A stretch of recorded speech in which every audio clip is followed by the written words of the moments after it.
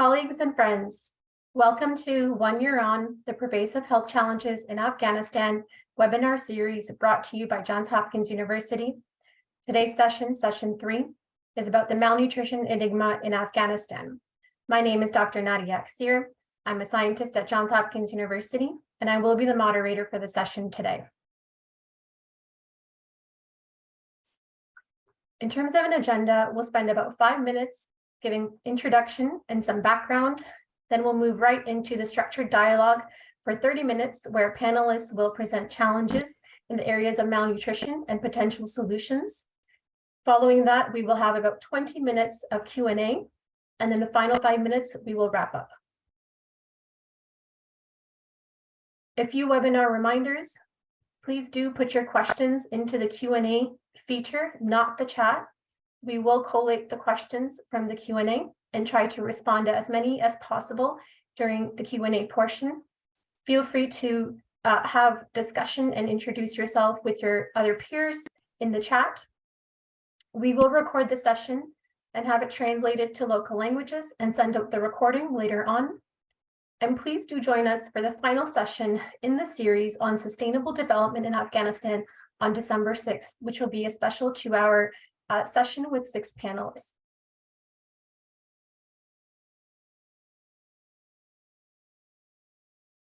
Let's go ahead and get started. A little bit of background on malnutrition in Afghanistan. We know that poor nutrition underlies almost 50% of preventable deaths of women and children in developing countries, including in Afghanistan. Malnourished girls, women, and children are unhealthy and die younger, when in fact, a set of preventative and curative nutrition-specific and sensitive interventions could save them. What do I mean by nutrition-specific and nutrition-sensitive? Here is a framework from the Lancet Nutrition Series 2013 that presents the determinants and interventions that affect malnutrition of the child, mother, and family. On the right, in the green, we have nutrition-sensitive programs and interventions.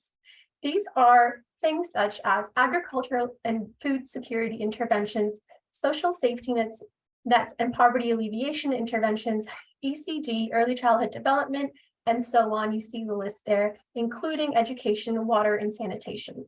Nutrition-sensitive interventions affect the underlying causes of malnutrition, which includes those dimensions that you see in the green here: food insecurity, access to food, the use of food, feeding and caregiving resources, access to health services, and a safe and hygienic environment. Malnutrition is also affected by nutrition-specific interventions, and we see those on the left here.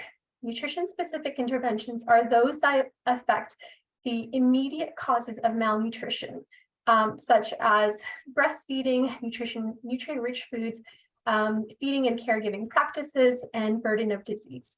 Nutrition-specific interventions include interventions such as adolescent health and preconception nutrition, maternal dietary supplementation, fortification, breastfeeding, treatment of SAM, and so on. Collectively, both nutrition-specific and sensitive interventions are critical to preventing and treating malnutrition in Afghanistan.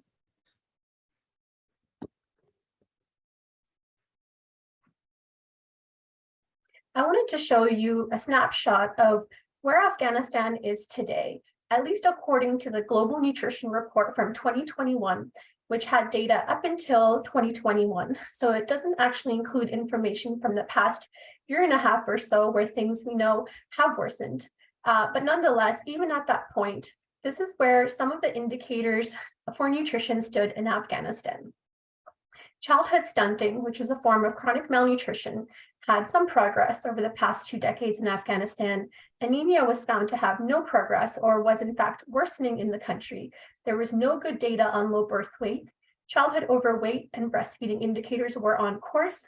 Childhood wasting had some progress, and every other indicator you see there was completely off course for Afghanistan. This is just a quick snapshot, and our colleagues today will get into some more of the details, but you can see that the malnutrition situation in Afghanistan is really bleak. Next slide, please. And just as an illustration, I wanted to show you more recent data that is from the IPC statistics for Afghanistan, which shows the acute food insecurity situation in the country. This shows what proportion of the country across provinces is actually experiencing food insecurity. The orange indicates crisis levels, and the red indicates beyond crisis, extreme levels of food insecurity. And you can see in Afghanistan, the entire country is presently affected. In totality, about 45% of the country is experiencing crisis or beyond extreme levels of food insecurity nationwide. And there's much more data to unpack. Next slide, please. Without further ado, let me go ahead and introduce the goal of the session: to better understand the challenges and potential solutions to support and protect the nutrition of families and communities in Afghanistan. We brought together today experts, a diverse panel of experts, to discuss these issues with us.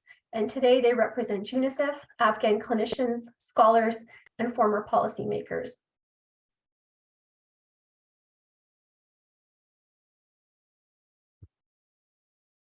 I'm going to introduce the panelists for the session. So first off, we have Melanie Galvin, who is currently the Chief of Nutrition, Afghanistan. Melanie has an undergraduate degree in nursing, an MPH in epidemiology, and an MBA.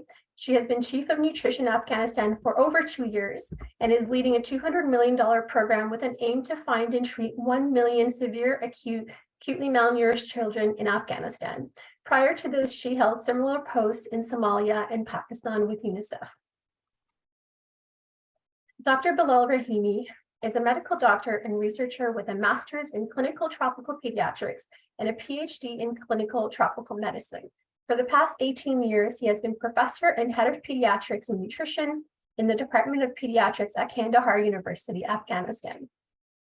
Dr. Palwasha Anwari is a trained medical doctor, has a master's degree, and is currently pursuing a doctoral degree in public health at the London School of Hygiene and Tropical Medicine. She has over 15 years of experience in delivering and managing reproductive, maternal, newborn, and child health, immunization, and nutrition programs in humanitarian settings, including Afghanistan, and she has previously worked for UNICEF Afghanistan for over 3 years. Dr. Humayun Ludin is a medical doctor with an MPH and diplomas in nutrition and community medicine. He has worked on nutrition in Afghanistan for almost 17 years and was the director of public nutrition at the Ministry of Public Health in Afghanistan for 5 years. Currently, he's a senior nutrition advisor for MSH Afghanistan. Let's go ahead and get right into the structured dialogue with our esteemed panelists. Just a few reminders here. Participant responses will be timed, so you will see a timer pop up on your screen and it will ding when the time is up. We will try to strictly adhere to these allotted times so that we can make it through the entire agenda.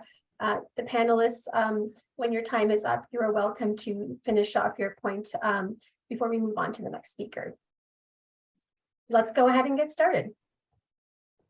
All right, so I'm going to pass the floor to Melanie Galvin, who's going to walk us through what are the key priority areas when it comes to nutrition sensitive issues in Afghanistan. Melanie, over to you. Thanks, Nadia, and good afternoon, everybody. We've taken a look at the drought, the food insecurity map that Dr. Nadia had just put up on the screen, and I think there is no question that food insecurity is the main driver right now of the nutrition situation. The drought has really been a problem for a little over 2 years now, and we still anticipate drought problems moving into 2023. This is affecting every parameter of life in Afghanistan. So we have a lot of subsistence farming that is now not workable, and therefore poverty rates are shooting up. 32 of the 34 provinces in the country have acute malnutrition rates that are above emergency threshold, and every province, 34 out of 34, is food insecure. Most families we're finding are spending at least 70% of any income that they do have on food, even though food prices have skyrocketed by 35%. People can't afford to spend any more of their meager daily wages on food. So they're really getting less for the 70% of spend that they're getting. We don't foresee that situation improving anytime quickly. We also have a problem with unclean water, which leads to a lot of health issues. We've had acute watery diarrhea outbreaks in the country. I don't think they've ever been formally called cholera, but nevertheless indicative of unclean water. And of course, we also have polio outbreaks, very small now, almost eradicated, but still a fecal oral infection and a sign that we are seeing problems with the water system here, both in terms of quantity and in terms of quality, and that's driving a lot of our problems as well. Health in general is an issue. We still have low immunization rates. People have a lot of difficulty accessing services, especially in the rural areas, although that's improved a bit, I have to say, over the past year. We do have better access. There's no question, there was just a study done on 22,000 households here. And when people are asked, their three main concerns are food, 90% of them will say food. Then we're hearing livelihoods, and then we're hearing health. And so it's been pretty consistent in terms of these factors that we really do need to scale up a number of other things before we can fully tackle the nutrition problem. Thank you, Melanie, for sharing those really important insights. I'm going to hand the mic over to Dr. Anwari now, who's going to talk us through some solutions from her perspective to some of the issues that you have raised. Dr. Anwari, over to you. Thank you, Dr. Aksir, and thank you, Melanie, for laying the ground for further discussion. Of course, nutrition and malnutrition, micronutrient deficiencies are behind the nutrition sector. A multidimensional approach is needed. Here I want to mention a few areas. I want to start with education and nutrition education of women and adolescent girls, where they are the prime responsible of the family to prepare food for the entire family and themselves. So this is something we need to invest in. And then a school feeding program could be another area for intervention, where in some other setting similar setting has showed that shortage as a short-term, address the short-term hunger, improve nutrition, cognition and nutritional status and cognition of children, and also transfer income to families, where we need to think about in Afghanistan as well. And addressing poverty really is a huge task, and of course a well-coordinated social protection intervention needed, such as conditional cash transfer or cash for food, where we could be a quick and immediate win, while essential and food items for families is provided. Then coming to food for work could be another approach, where communities are engaged in construction and maintenance of drinking water point, wash facilities in their community or households, and also while they're getting some income or food item, but also ensure they have access to drinking water. But I wanted to also mention about food system, but consider to time, I want to maybe later talk about. Thank you. Thank you, Dr. Anwari. I'm going to hand the mic over to Dr. Ludin, who's going to continue the discussion here on potential solutions to these issues. Dr. Ludin, over to you. Thank you. It is very important to focus on nutrition sensitive intervention as well. As we see, there is almost 12% children receive minimum acceptable diet.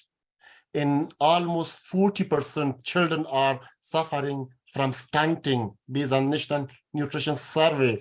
So first, it is very important to keep agricultural products to increasing capacity of agriculture interventions, extension workers. With that, we can keep access to quality food, to seeds, into through that production. It will increase food availability at household level. Meanwhile, it will empower women. With that WASH component, as it mentioned, that first immediate cause of malnutrition is disease, but water, clean water, to focus on chlorine distribution at community level through CHWs, as well as campaign regarding how to keep water clean. It will reduce disease. And the third important topic, which is very important, that is multi-sectoral coordination. If we functionalize and activate Afghanistan food security and nutrition agenda, and coordinate all multi-sectoral or sectors, ministries, organizations, sectors, agriculture, health, nutrition, it will reduce the malnutrition burdens to nutrition sensitive interventions. Thank you. Thank you, Dr. Ludin. A really nice way to tie the whole nutrition sensitive discussion together at the end there. We're going to shift gears now a little bit and talk about nutrition specific areas that are of critical importance. And I'm going to hand the mic over to Dr. Anwari to talk us through this. Dr. Anwari, over to you. Thank you, Dr. Aksir. Of course, figures speak louder. Maternal undernutrition cause multi-generational malnutrition. A malnourished mother gave birth to a low birth weight or premature birth, and then caused to a malnourished adolescent, stunt adolescent, and then caused to a malnourished mother, and then we repeat that intergeneration malnutrition. Coming to achievement, Afghanistan has successes in maternal and infant young child nutrition by introducing nutrition counselor right now in over 3,000 health facilities, distribution of vitamin E supplementation twice a year or deworming.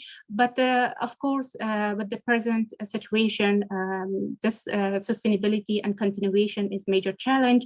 While on the other hand, with widespread of poverty and imposed ban on secondary education led to high prevalence of child marriage and childbearing at very young ages, while mothers, young mothers and girls do not have access to sexual and reproductive health services and education. And then lack of the access to diverse food at the family, and then right supplementation where getting to the health facilities. However, another issue is access to childbirth spacing and family planning services for young mothers is limited, both in terms of access to the facility and in terms of the service provider. While they are also female, should be female, and then they will be accompanied by a male member of their family during commuting to services. So in both sides, the demand side and the service provider side is a limitation to get the services on the right place. On the other hand, coming to overall misconception and the malpractices around maternal and child nutrition practices, like early initiation of breastfeeding, exclusive breastfeeding for 6 months, and timely introduction of complementary feeding for children over 6 months. And then, of course, diversity of the food is so essential. Adding the animal source proteins such as egg, milk for mother and also for the children after 6 months is limited because of such malpractices within community. Of course, there are some intervention is happening, like scaling up community-based nutrition package to identify, detect, and refer, and also tackle the grassroots of malnutrition at the community and family, but it's still not enough and way far to go. Thank you.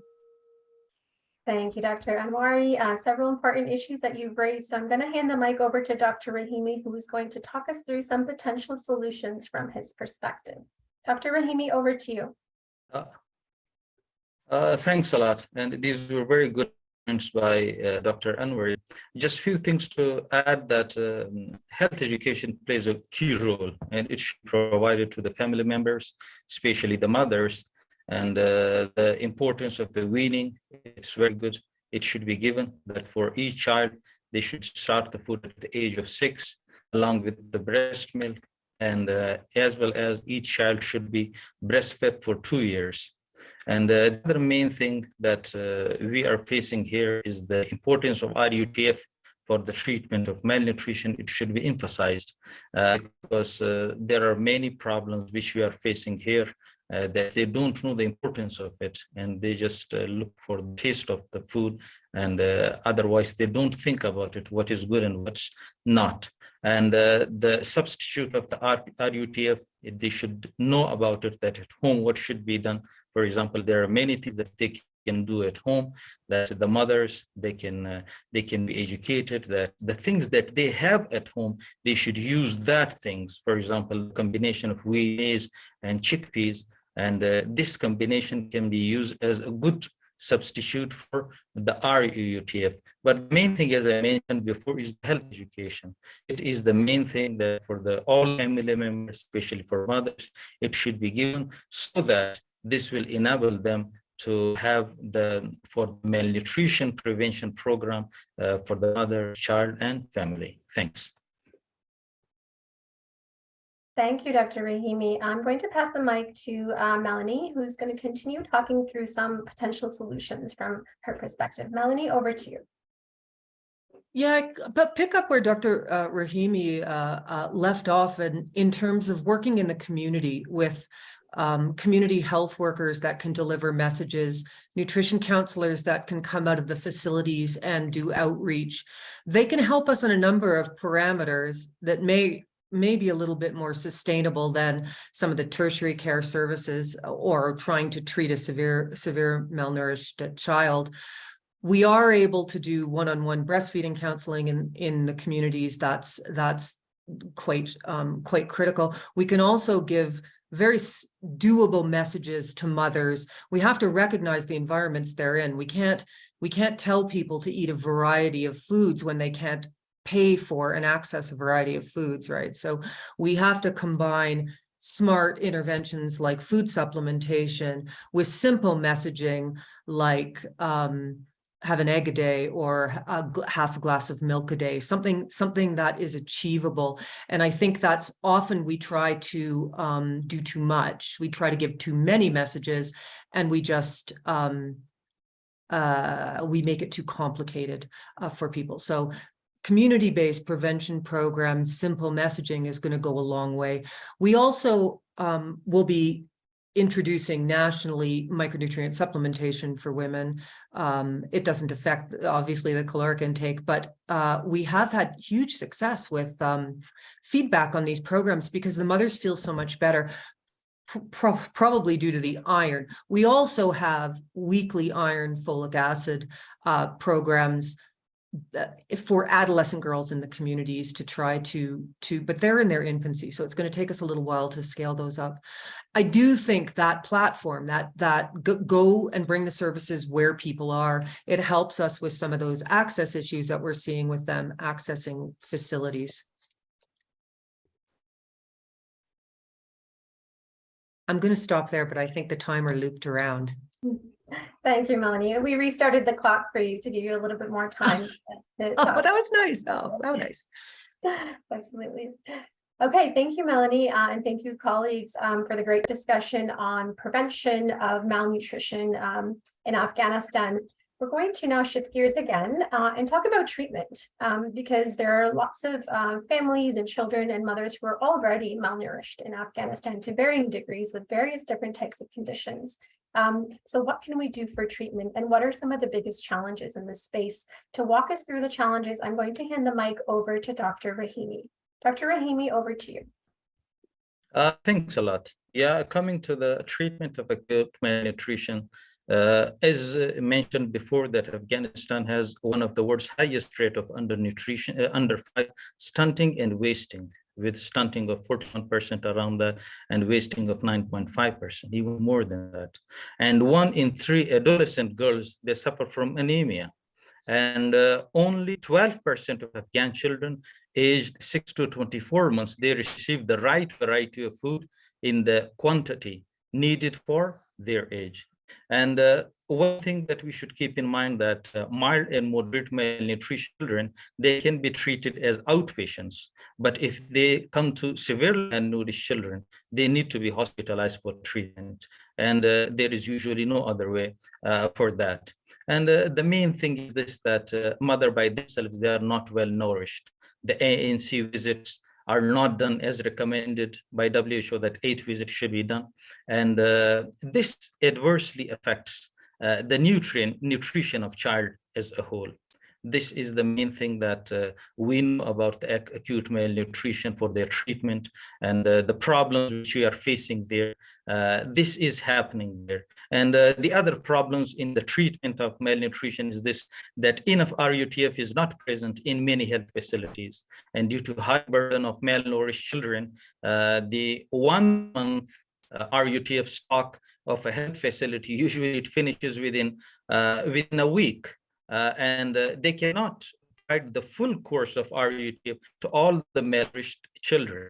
And the other thing is this, that there are, this is regarding outpatients. If we come to the inpatients problems, the problem is this, that there are not enough for severe acute malnutrition patients in the hospitals. And unfortunately, there are some in health facilities like here in Kandahar that sometimes this happens, that the severe malnourished children comes to the hospital, it needs to be hospitalized, but they're not for them to be hospitalized. And even in some situations, patients are admitted on one bed in the same area. So these are the problems. The other problem which we're facing is the compliance or the follow-up of the treated patient child. A child receives RUTF, but this is not followed up afterwards. So the potential for relapse is there, and but some resource constraints, contexts like Afghanistan, it's hard. And most important micronutrients needed for the child during the treatment of malnutrition, these are the iron, folic acid, vitamin A, vitamin D, and zinc. So the problem is not only one thing, there are multidimensional things. I think it's, thanks a lot. Thank you, Dr. Rahimi, for raising a slew of critical issues when it comes to challenges with treatment of malnutrition in Afghanistan. To respond to this initially with some solutions, I'm going to hand over the mic to Dr. Ludin. Dr. Ludin, over to you. It was a good point that Dr. Rahimi mentioned. It is important to start from community outreach.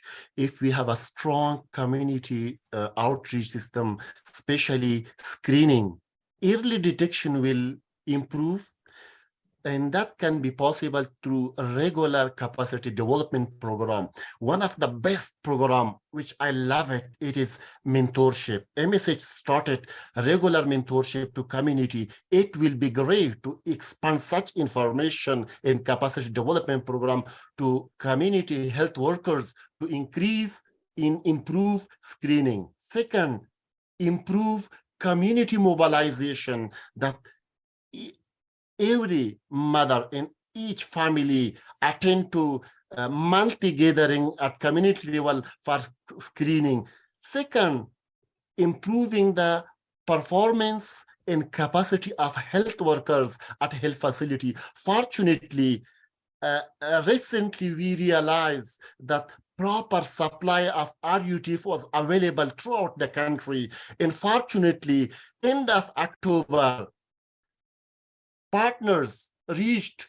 100% of the target for treatment of acute malnutrition. For that, it is important to build capacity of medical doctors for proper anthropometric measure in proper detection of acute malnutrition.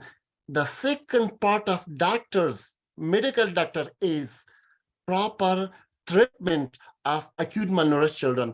Dr. Ibrahimi mentioned that severe acute malnutrition that is admitting in both sides, OPD side, those children who are non-complicated.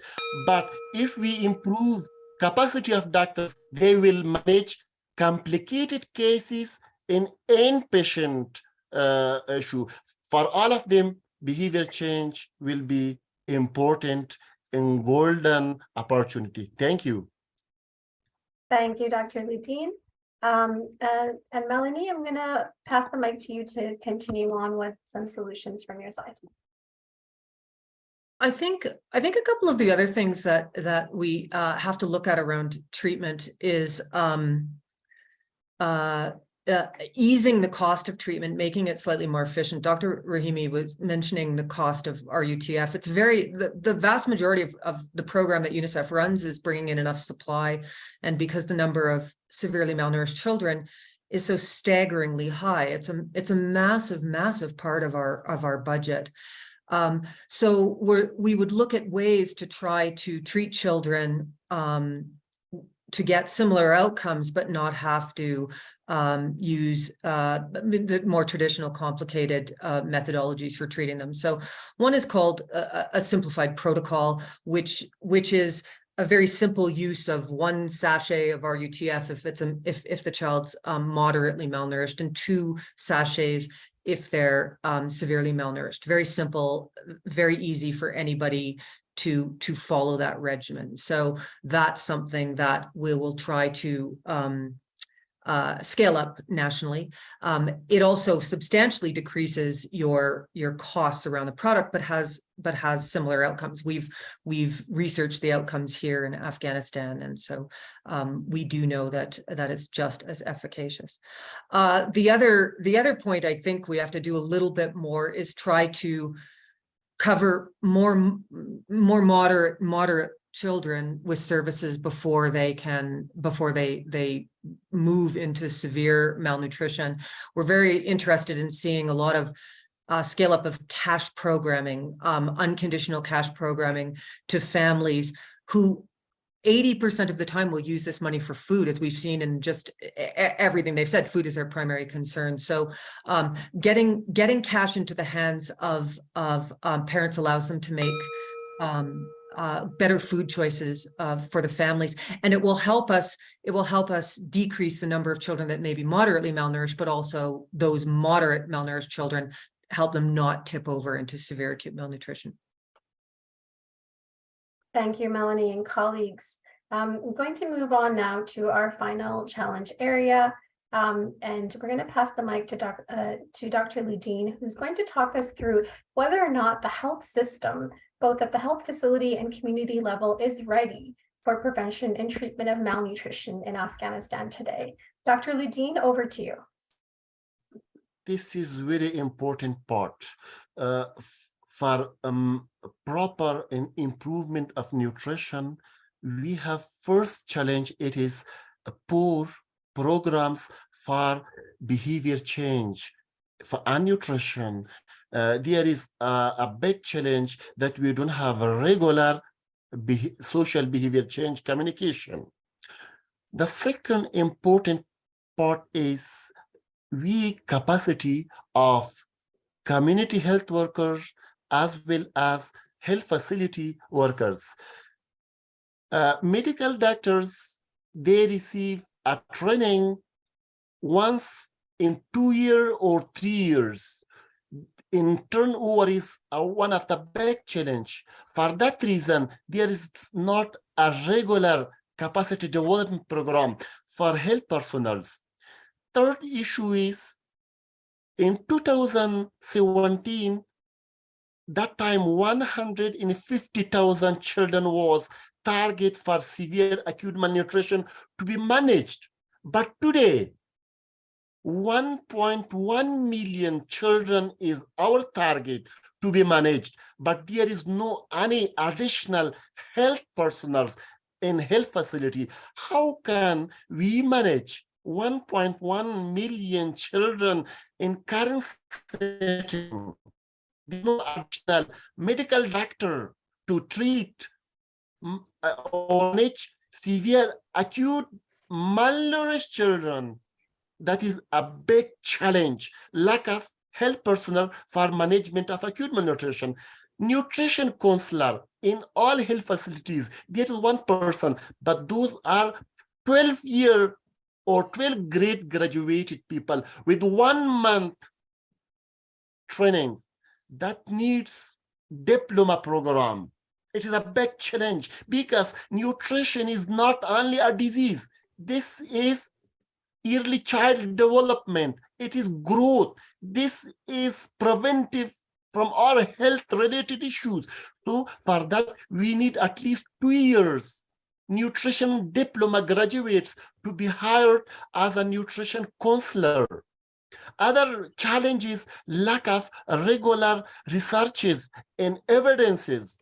We have National Nutrition Survey from 2013. Today, we have only SMART survey. We don't have national level nutrition survey. There is no any plan. There is no any resources. With National Nutrition Survey, lack of regular researches is another big issue. And thank you. Thank you, Dr. Ludin. I'm going to hand the mic over to Dr. Anwari, who's going to respond with some solutions from her perspective to the issues that you raised.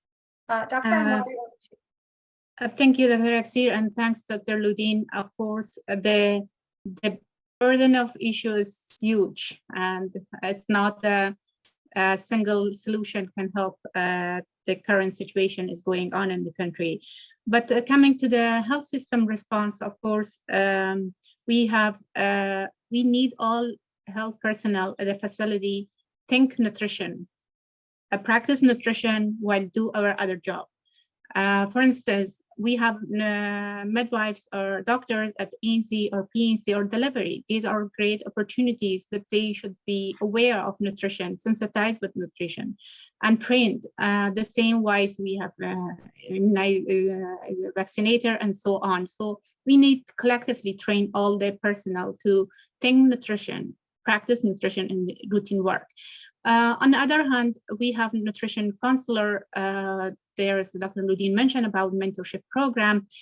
This could be a skilled up and a way to motivate, keep the nutrition counselor with their skills, the counseling skills, which are lacking, and then continuation education to give them a bonus or an advancement in their career. It gives them a motivation to do a better job.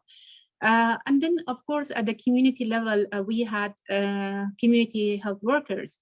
While I was there, we had about to replace uneducated community health workers, CWs, to educated one.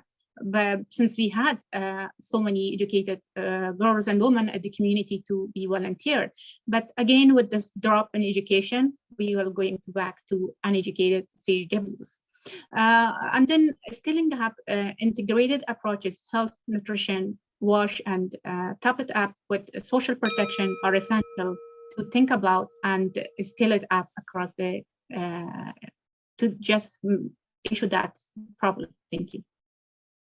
Thank you, Dr. Anwari. And finally, I'm going to pass the mic to Dr. Rahimi, who's also going to add to the discussion on solutions to some of these issues. Dr. Rahimi, over to you. Thanks a lot. And really, Dr. Ludin explained it very well, and the real issues, how to do this in these situations. Just a few things to emphasize is the health education of the community. It's very important. And here we should look at the role of media is very important here, especially the radio and the television. And I will say that radio in some areas, especially in remote areas, that's most of the time, this is the only way to communicate with them. So therefore, in those areas, the health education is very important, that they should know about it, that what is good for them and what is a disease, what's not a disease. But because the problem is this, that in most of the areas, they don't know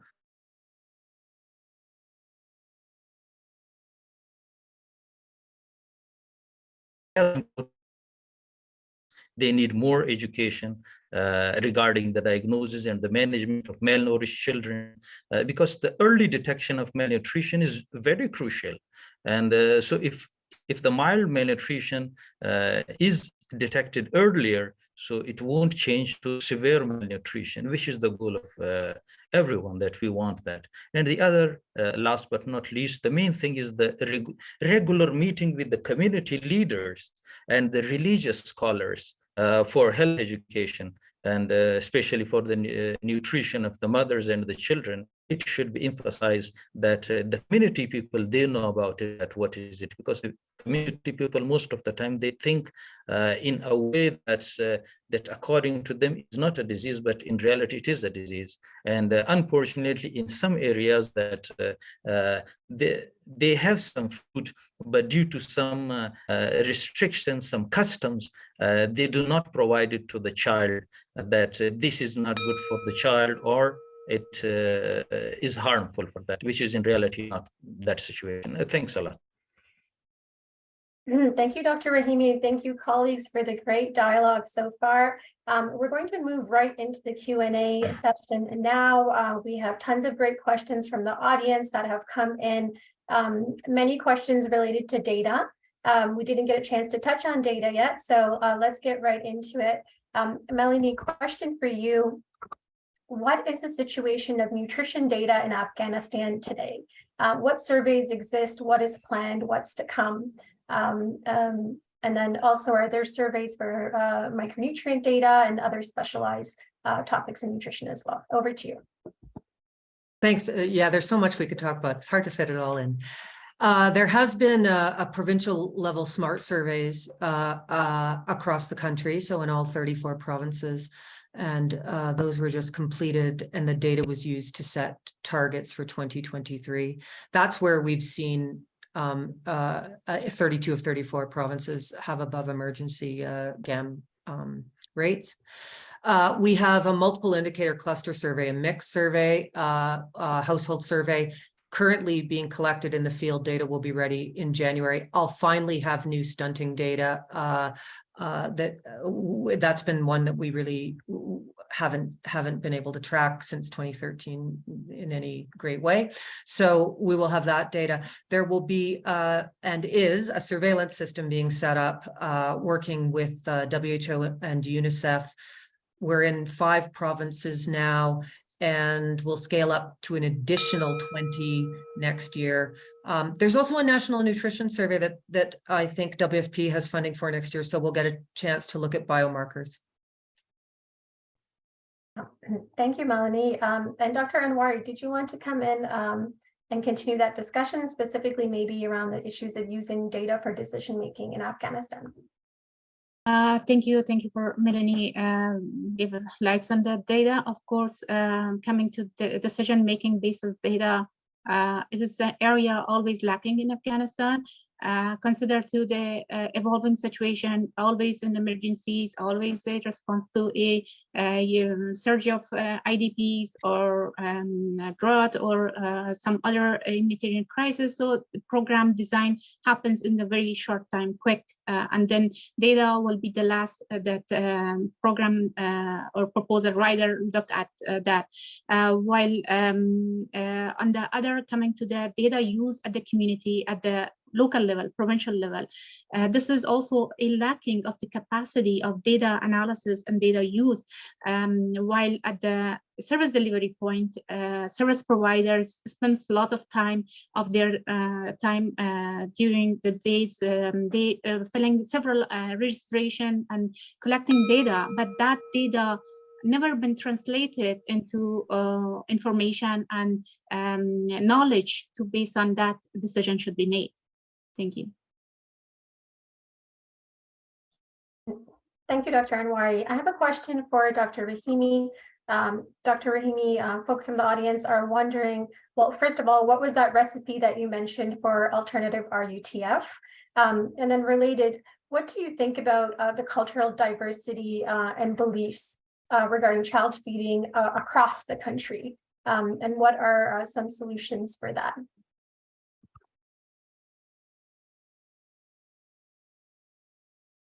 Hello. Yeah.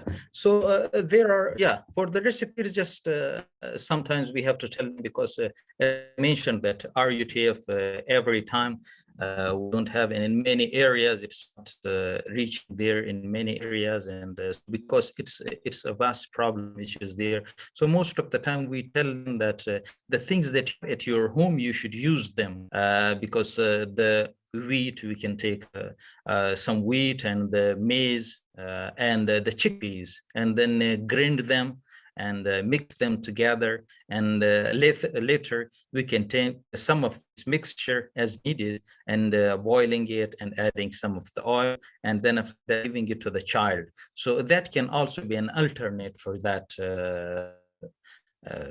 RUTF. It can be, because this is what they can do. They can make it at home. And sorry for the next question. What did you ask? Sorry. The question was that child feeding practices and beliefs, they vary also across the country. So what do you see as solutions? Is this a big issue, and what do you see as any solutions for the diversity across the country? Yeah, this is because these are customary problems which we have here.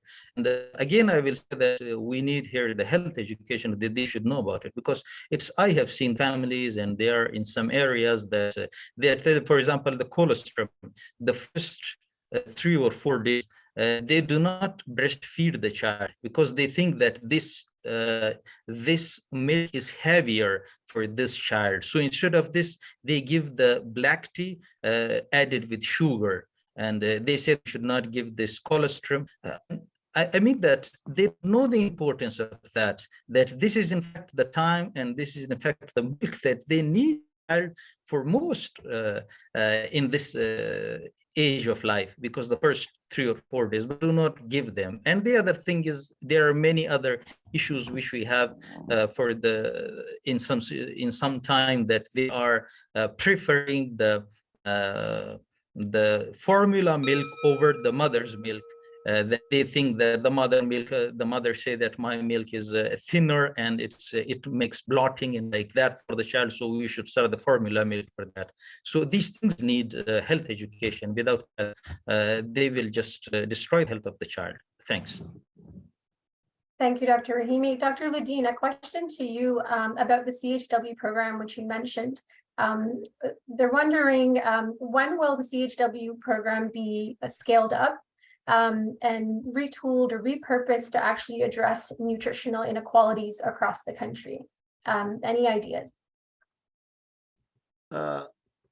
This is a good question, but we are looking for a quality of recent available CHWs. Their quality improvement is one of the main priority to be focused, and that should be able through a continuous capacity building program. That will be possible through a strong on-the-job training or through a mentorship program. Mentorship program can build their capacity through finding the real gaps, such as if we do a kind of assessment that community health workers not able to screen properly children in refer, we can build that. Also, proper counseling and breastfeeding and complementary feeding can improve the quality. Thank you. Thank you. Melanie, a question for you. What can stakeholders at the global level do to ensure that investments in strengthening the nutrition system can continue in Afghanistan? I don't think we can lose sight of the fact that Afghanistan is the worst off country in the world. I think the sheer numbers that we're dealing with really dwarf problems in most other countries. And so we do need donors to maintain interest and awareness in Afghanistan, because the system is funded entirely by donors. There is there's some small government resources that go into the whole healthcare system, but as you can understand, that's vast, and nutrition is often seen as not the priority there. So I think continuing to advocate, we will try to get information that can be used to advocate for. So, I'm fairly certain we're going to see 60% stunting rates in places. That's a number, that we think people can use and understand. We'd also need to see more funding come in for water, clean water. Water's a massive problem here, and I think it's only going to get worse. Melanie, a quick follow-up question and related to water. So one of the audience members says that access to clean water and promoting agriculture are longer-term solutions for undernutrition. What are some of the short-term solutions that are needed to address hunger and SAM in the country? Well, we're going to go back to the social safety net programs that Dr. Pawasha was mentioning. I think we really do need to get emergency funds into the hands of families. We do that around, we call them winterization programs, but coming up this season, it's already freezing cold here. And we see children running around with no shoes. So you do need emergency funds to get to people so that they can buy fuel, they can buy food, they can buy warm clothing. I think there's very few other things that you can do that are immediate, right? I mean, there isn't a lot here. We will also work on supplementation programming and scale that up, which helps with a little bit with quality of diet. But again, it has to be coupled with food supplementation. So we're also dealing with the caloric intake. Those programs are going on, but they require substantial funding and they're not sustainable. And that's a little bit of that's the tension that I think we're going to have here. We need better systems in the country, better underpinned social systems that are funded for years and years so that we can protect families better. Thank you, Melanie. Dr. Anwari, a question for you. So in a traditional society like Afghanistan, how can the male play an effective role in prioritizing women's and girls' nutrition in the household and in the community? Well, it's a tough question, and a male can be in better place, male colleagues, to respond to from a male prospect, Afghan male prospect. But of course, it's a long way to go. We need to invest in boys while they are children, to educate them, to give them, share the power and our resources with their sisters, and then can translate that when they become parents, they can share their responsibilities, and then prioritize women and girls on the top. And then, of course, engage them. All awareness programs should not be for women. We need their participation and engagement with male from the community to educate them, because right now they are the decision makers. Until that, we long way to go, and the situation will be the same. Thank you, Dr. Anwari. Dr. Rahimi, a question for you here. Let's see. How can we prevent inappropriate usage of RUTF by consumers in the country?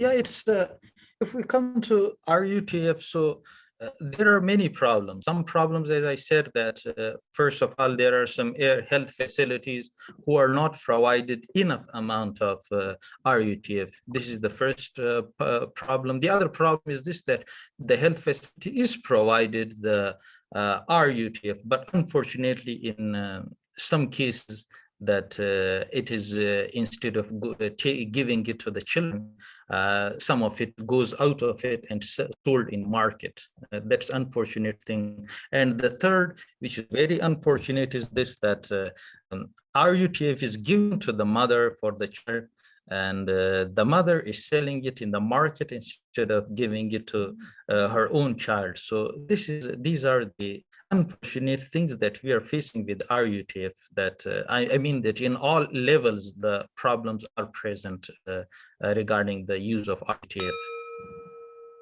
So, Dr. Rahim, maybe just to continue that thought, so you outlined some of the issues. Can you think of what some of the solutions might be to these challenges? In fact, these are broad problems. So we cannot say that there should be one solution for that. We have to look at every level. I mean that we are treating the malnutrition, and you can understand how much money will you spend. Like RUTF, it's not in Afghanistan, it's not manufactured. You have to import it from the other countries. You have to buy it, and then you have to bring it to Afghanistan. So the main thing is this, that the prevention should happen. So because you know that for prevention, if you spend $1, it will save $1,000 if it comes to the treatment side. So therefore, the prevention is the main thing. The economic situation, the economic of the community should increase, and the health education should increase. And then for that, the mother, because I focus it that if you want to save the child, work on mothers. If the mother is healthy, then you will have a healthy child. If the mother is not healthy, you will not have a child who is healthy. Thanks. Thank you, Dr. Rahimi. Dr. Ladine, a question for you. What is the role of the private sector in addressing malnutrition in Afghanistan? Private sector can play a vital role in both in prevention as well as management of malnutrition. The biggest issue is stunting, and most of the time stunting is ignored because it is not visible in well-aware disease among population in Afghanistan. Private sector, especially health-related hospitals, they can regularly provide breastfeeding counseling and complementary feeding counseling with food demonstration. Second, they can improve agriculture and reduce price of food, which will improve food security. And third, food fortification through private sector, we can improve that through that. Thank you. Okay, thank you. And one final question for Melanie. So many questions to choose from, but maybe we can go with this one. Do you think that the current set of nutritional interventions that are being used in Afghanistan are appropriate, or do they need to be modified or rethought in some way? Well, it's a good question. I think they're appropriate. I don't think they're at a high enough scale. And I think that's a matter of time. It's been very difficult to work in this environment over the past year with sanctions and a brain drain and a number of things that have gone on in the country that so access has improved on one hand for us, but some of these populations haven't had services in decades. So I think doing what we do at a larger scale will go a long way. But I also think we really, again, what we spoke of at the beginning, it's not just a nutrition problem. We know what we need to do for nutrition, right? I mean, nutrition to some extent is quite straightforward in terms of the high impact interventions. We need to do them with more quality, of course. I mean, people have raised coverage, quality, those sorts of issues. But we do need to see better access to healthcare. We do need to see better immunization rates. We do need to see more clean water distributed, better hand washing. There's a huge number of things we also need to see at scale. And I don't think this is an issue that nutrition solves alone. Thank you, Melanie. And thank you, colleagues, panelists, for your time today and the excellent insights and information that you've shared with us. A few closing reminders about the session. Please do visit our Mission Afghanistan 2030 page for more information about upcoming sessions. We will email out the session recording, so please watch out for that. And our final session in this series is a 2-hour session on sustainable development that'll be on December 6th. We do look forward to seeing you all there. Once again, I would like to thank our panelists for your time, your valuable time today, and excellent insights. Thank you to the audience for being engaged and all the thoughtful questions, and apologies that we didn't get to all of them, but they've all been collated, and we will write them up in the webinar proceedings document that will follow this session. I also want to thank the organizing committee, Brittany, Fergal, and Sama for helping out and making this possible today. And of course, to Johns Hopkins University for sponsoring this event. Thank you all so much, and wish you best of the rest of your day. Thanks again. Thanks, everyone. Thank you, everyone. Thanks a lot. Thanks a lot. Thank you all. Thank you. Bye-bye.